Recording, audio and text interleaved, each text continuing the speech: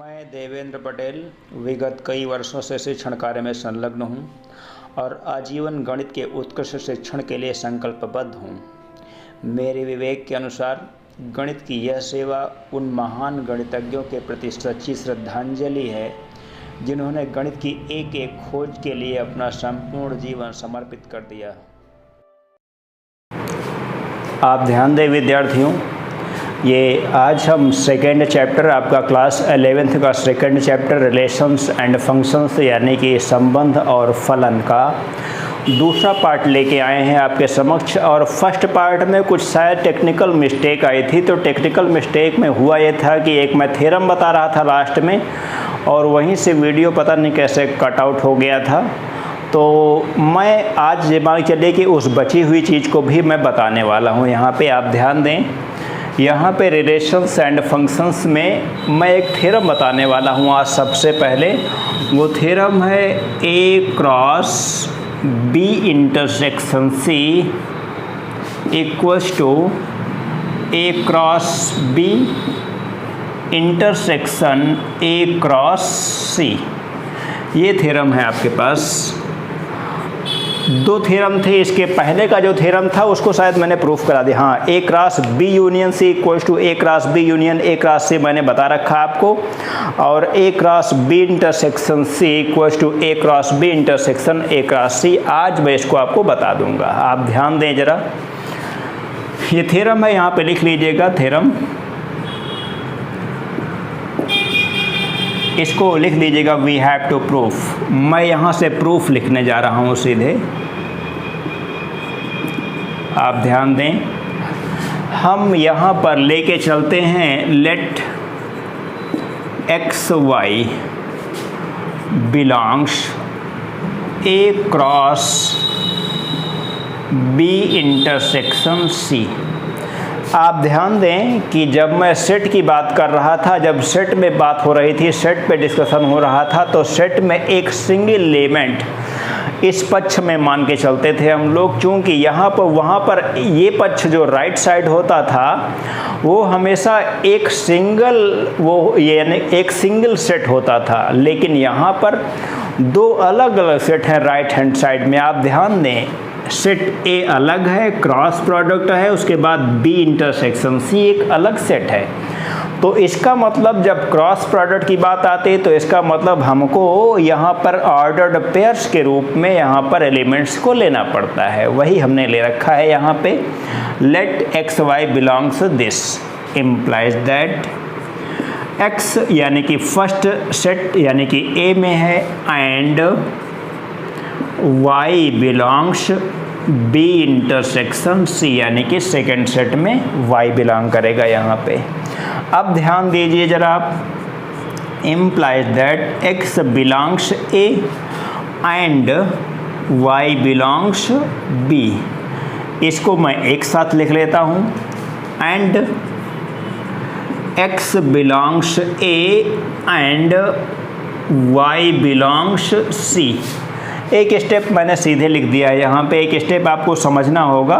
चलिए, आप जानते हैं कि y b और c दोनों में, इसका मतलब यहाँ पे एक स्टेप आना चाहिए y belongs b and y belongs c। इस चीज़ को समझने का प्रयास करें। उसके बाद x जो है एक बार b के साथ, x a एक बार b के साथ और x a एक बार y c के साथ। वही मैंने लिखा है यहाँ पे, and x belongs a and y belongs यहाँ पे हो जाएगा c। आप ध्यान दें, इस चीज़ को एक साथ देखें। आगे बढ़ता हूँ, x a में है y b में है, तो इसका मतलब x कामा y कहाँ पे हो जाएगा, x y बिलोंग करेगा यहाँ पे a क्रॉस b में बिलोंग करेगा। एंड यहाँ पे x a में है y c में है, तो इसका मतलब x कामा y बिलोंग करेगा a क्रॉस c में बिलोंग करेगा। ये x comma y a cross b में है और x comma y a cross c में है। तो इसका मतलब हो जाएगा, आप समझने का प्रयास करें, अब बिल्कुल आसान हो गया है। x y belongs a cross b intersection A cross C। ये वही सेट के बेसिक कॉन्सेप्ट के अकॉर्डिंग आपको यहाँ पे समझ में आना चाहिए। एक्स वाई कहाँ पे बिलोंग करेगा, A cross B intersection A cross C में बिलोंग करेगा। अब आप चाहें तो यहाँ पर आपकी बार x कामा वाई ले लें कि इस पक्ष में बिलोंग करता है, तो आपको ये पक्ष आपको दिखाना होगा। या फिर आप अगर शॉर्टकट रूल यहाँ पर अप्लाई करना चाहते हैं तो शॉर्टकट रूल में यहाँ पे this imply and implies that का चिन्ह लगा के आप पूर्ण रूप से इसको इक्वल्स टू लिख सकते हैं, यानी कि A cross B intersection C equals to A cross B intersection A cross C आप लिख सकते हैं, इसमें कोई डाउट नहीं है। तो आपकी जैसे इच्छा हो, आप चाहें तो आगे पूर्ण रूप से सॉल्व करेंगे या फिर आप यहीं से लिख लेंगे ऐसे जैसे मैं आपको बराबर बता रहा हूँ। अतः आप यहाँ पे लिख लेंगे A cross B intersection C equals to A cross B intersection A cross C, hence proved. ऐसे प्रूफ किया जाता है। तो ऐसी कोई समस्या नहीं है, ये सब छोटे छोटे डेरिवेशंस होते हैं, 5-7 लाइन में बहुत आसान तरीके से विद्यार्थी इनको प्रूफ कर सकते हैं। आगे चलेंगे हम आपके क्वेश्चंस की ओर। एक्सरसाइज यहाँ पे मैं देख रहा था कि एक्सरसाइज आपकी है यहाँ पे 2A एक्सरसाइज है, और 2A एक्सरसाइज में बहुत आसान से प्रश्न आपके पास हैं, कोई ऐसी प्रॉब्लम नहीं है, सब कुछ बेहद आसान है।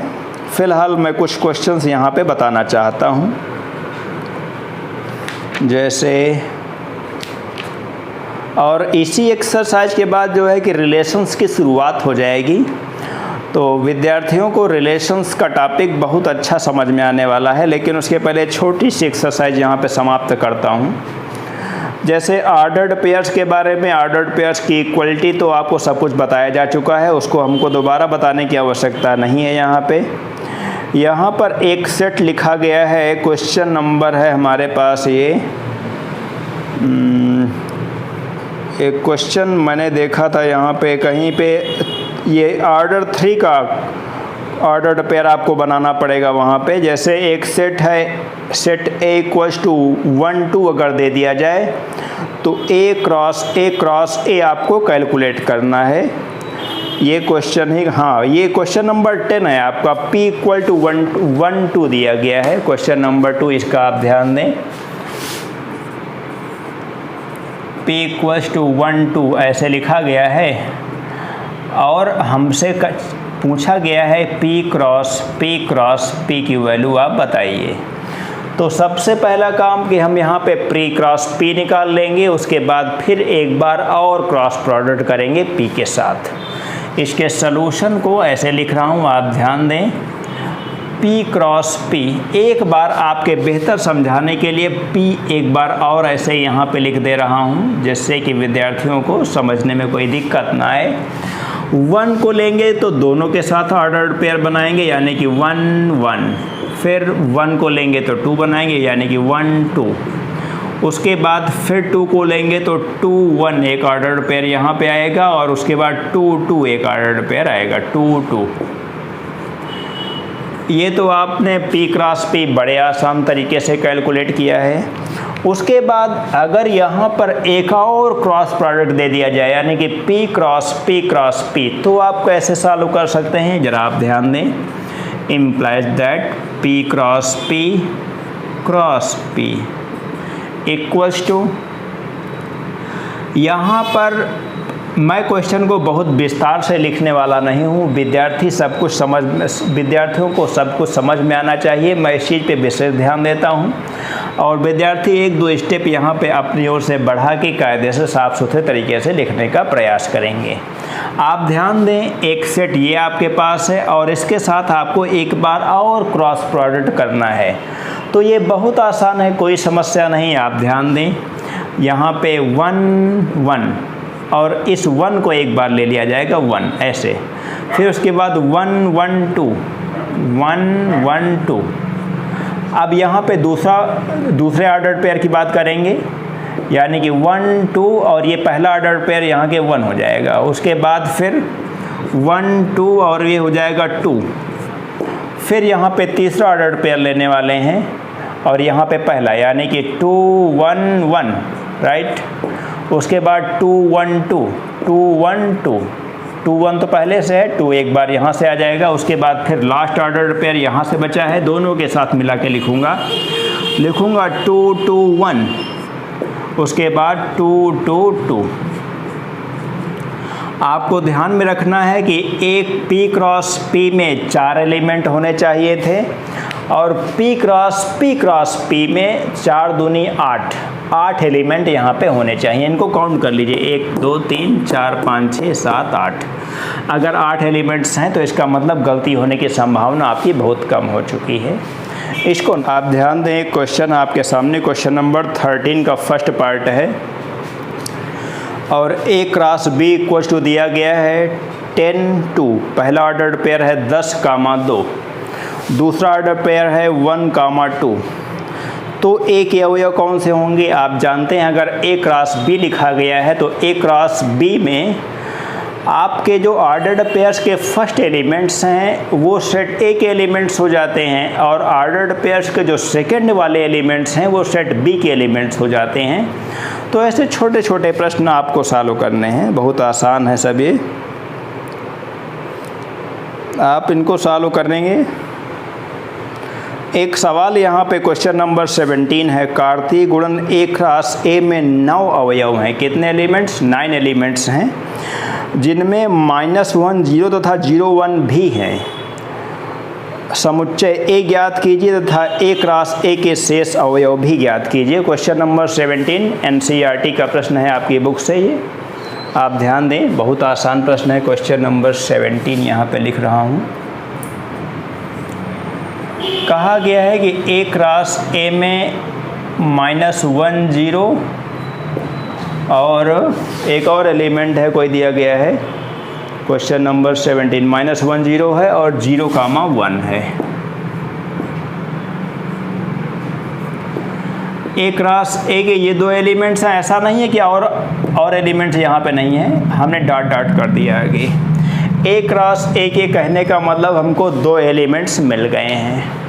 अब ज़रा समझने का प्रयास करें कि यहाँ पर -1, 0 सेट A में होंगे, सेट A के एलिमेंट, और दूसरा सेट यहाँ पे सेट A जो है उसमें 0 और 1 होगा। यानी कि यहाँ पर जब A क्रॉस A है तो हमको 3 एलिमेंट्स कुल मिला के मिल चुके हैं। तो सेट A के कितने एलिमेंट्स हो गए हैं? सेट A में -1 0 और 1, ये 3 एलिमेंट्स हमको मिल चुके हैं। अब कोई भी विद्यार्थी A क्रॉस A यहाँ से कैलकुलेट कर सकता है और अगर सेट A में 3 एलिमेंट्स हैं तो मैंने आपको पिछले वीडियो में बता रखा है कि A क्रॉस A में यहाँ पर 3 3 जा 9 एलिमेंट्स हो जाएंगे। तो आप सॉल्व करेंगे इसको, आगे बढ़ेंगे। अगले क्वेश्चन नंबर 17 आपने देखा है। क्वेश्चन नंबर 18 है हमारे पास। दिखाइए कि निम्नलिखित कथनों में से प्रत्येक सत्य है अथवा असत्य है। यदि कथन असत्य है तो दिए गए कथन को सही बनाकर लिखिए। बड़ा अच्छा सवाल है। 18 नंबर में 2 पार्ट लिखे गए हैं यहाँ पे। एक सेट P दिया गया है MN। क्वेश्चन नंबर 18 है आपके सामने। सेट P इक्वल्स टू ऐसे लिखा है MN और सेट Q लिखा है यहाँ पे NM और P क्रॉस Q के जो एलिमेंट्स हमसे कहे गए हैं वो एक बार कहा गया है MN है और दूसरा NM है। P क्रॉस Q में आप जानते हैं फिलहाल 4 एलिमेंट्स होंगे। यहाँ पर 2 एलिमेंट्स हैं, यहाँ पे 2 एलिमेंट्स हैं, तो 2 2 जा 4 एलिमेंट्स होंगे। यानी कि जो P क्रॉस Q का ये जो सेट दिया गया है इसका मतलब ये फॉल्स है, ये गलत है। और फिलहाल तो यहाँ पर P और Q दोनों सेम सेट भी हैं, दोनों एक समान समुच्चय हैं। क्योंकि यहाँ पर MN है, यहाँ पर NM है। आपको बताया जा चुका है कि समुच्चय में अवयवों के क्रम पर कोई असर नहीं पड़ता है। चाहे आप NM लिखें या फिर NMN लिखें, समुच्चय के क्रम के डिफरेंस से सेट नहीं बदलता है। फ़िलहाल यहाँ पर P cross Q same set होने की वजह से, चाहे वो सेम सेट हो चाहे वो डिफरेंट सेट हो, लेकिन यहाँ पर 2 एलिमेंट्स, यहाँ पर 2 एलिमेंट्स, तो यहाँ पर 4 एलिमेंट्स होंगे। आप जानते हैं कि यहाँ पर और 2 एलिमेंट्स कौन से आने वाले हैं। एक एलिमेंट यहाँ पे आने वाला है NN और दूसरा एलिमेंट यहाँ पे MM आने वाला है।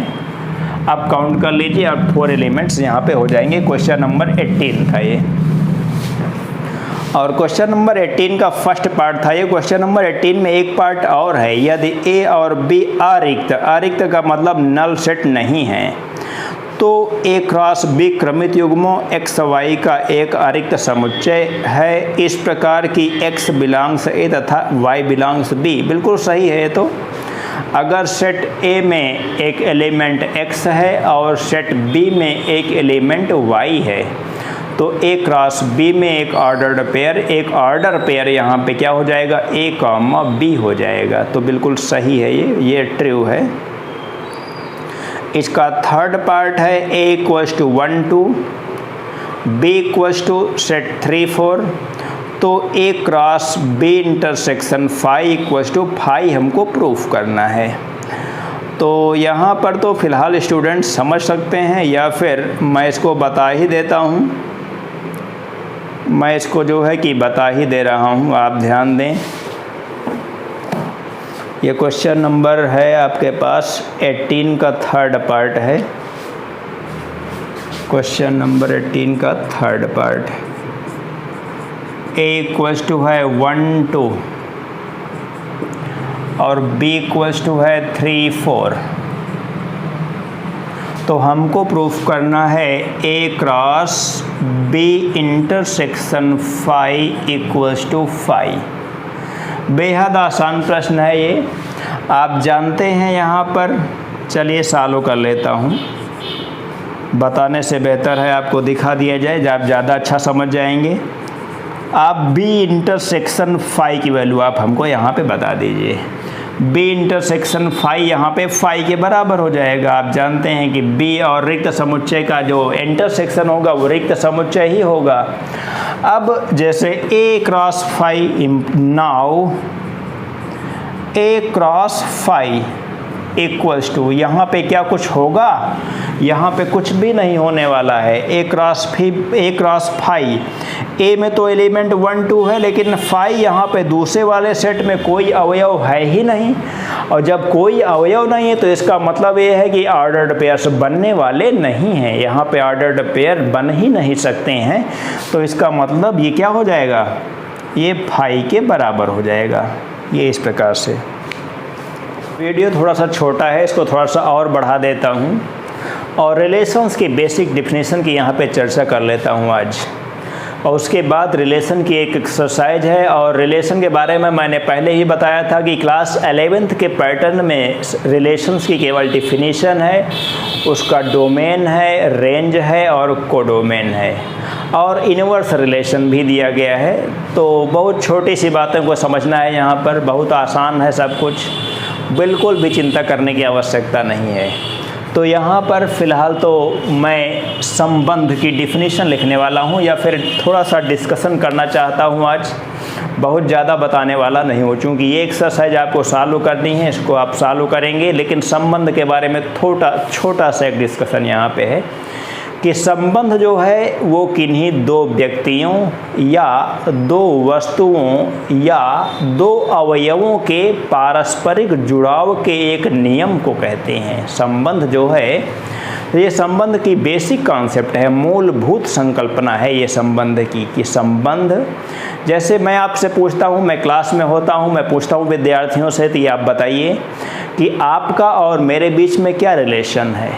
तो विद्यार्थी बताता है गुरु और शिष्य का संबंध है। मैं पूछता हूँ अगर आप घर में हैं, अपने माता पिता के सामने हैं, तो वहाँ पर आपका उनके समक्ष कौन सा संबंध होगा। तो विद्यार्थी बताता है कि तब मेरा संबंध माँ बेटे का, माँ बेटी का, या फिर पिता पुत्र का, पिता पुत्री का, इस प्रकार के संबंध आपके यहाँ पर होंगे।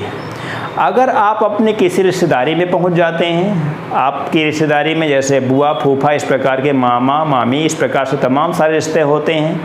अगर आप अपने मामा के यहाँ पहुंच जाते हैं तो आप और अपने मामा के बीच में मामा और भांजे का संबंध होता है। तो ऐसे संबंधों के लिए मैथमेटिक्स में एक अलग सी ब्रांच बनाई गई है। इसको मैथमेटिक्स में कैसे यूज किया गया है, इसका डिस्कशन बहुत आराम से करने वाला हूँ। लेकिन आज की इस वीडियो को यहीं पे समाप्त करूँगा। सारा डिस्कशन आपका नेक्स्ट वीडियो में होने वाला है।